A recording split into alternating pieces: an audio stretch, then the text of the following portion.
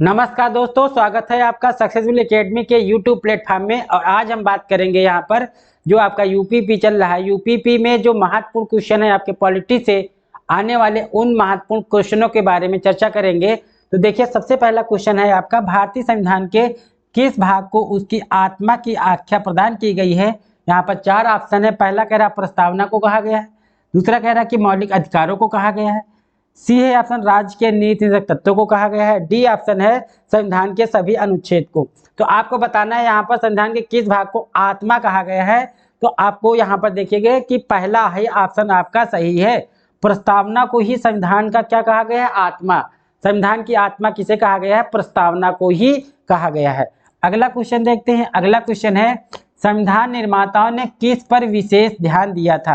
अरे जब संविधान बन रहा था, तो संविधान जब बन रहा था तो उस समय संविधान के बनते समय सबसे ज्यादा किस पे ध्यान दिया गया था। ए ऑप्शन है प्रस्तावना पर, बी ऑप्शन है मूल कर्तव्यों पर, सी ऑप्शन है मौलिक अधिकार पर, और डी ऑप्शन है नीति निर्देशक तत्व पर। चार ऑप्शन है, चार में बताना है किस पे ज्यादा ध्यान दिया गया था। तो यहाँ पर प्रस्तावना पर ही ध्यान दिया गया था।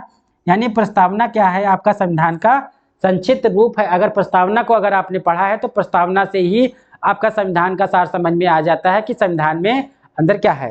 अगला क्वेश्चन देखते हैं। भारत में जनप्रिय संप्रभुता है, क्योंकि भारत के संविधान की प्रस्तावना शुरू होती है। तो यहाँ पर कह रहा कि लोकतंत्रवादी भारत से, बी कह रहा लोक गणराज्य से, सी ऑप्शन है लोक प्रभुसत्ता से, और डी ऑप्शन कह रहा हम भारत के लोग को। तो यहाँ का प्रस्तावना किससे शुरू होती है कह रहा क्वेश्चन।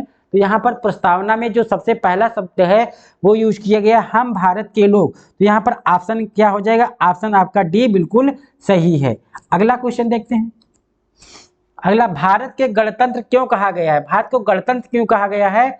इसकी विधानमंडलों की अधिकतम संख्या जनता द्वारा प्रत्यक्ष रूप से चुनी जाती है, ए ऑप्शन है।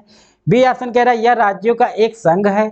सी ऑप्शन कह रहा है भारतीय नागरिक मूलभूत अधिकारों का उपयोग करती है, और डी ऑप्शन है यहाँ राज्य का प्रभुत्व निर्धारित अवधि के लिए निर्वाचित होता है। तो डी आपका चार ऑप्शन है, तो यहाँ पर कौन सा आपका जो है ऑप्शन सही होगा। यहाँ पर ऑप्शन डी सही होगा। यानी राज्य का जो प्रमुख होता है उसका निर्धारण कितने वर्षों के लिए होता है, तो 5 वर्ष के लिए होता है। तो यहाँ पर आपको याद रखना है आपका ऑप्शन कौन सा होगा सही। तो डी ऑप्शन आपका बिल्कुल सही है। धन्यवाद।